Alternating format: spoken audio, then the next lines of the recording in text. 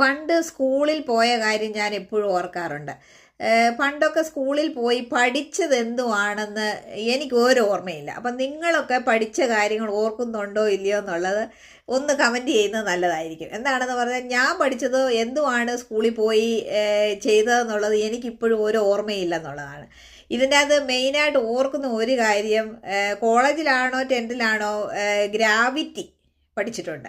അതിൻ്റെ അകത്ത് ഐസക് ന്യൂട്ടൻ്റെ 3 ഗ്രാവിറ്റിയെ പറ്റി പഠിച്ചിട്ടുണ്ട്. അതിൻ്റെ അകത്ത് പറയുന്നത് മെയിനായിട്ടുള്ളത് മൂന്നാമത്തെ ഗ്രാവിറ്റി മൂന്നാമത്തെ ലോ ഉണ്ട്. Every action there is an equal and opposite reaction.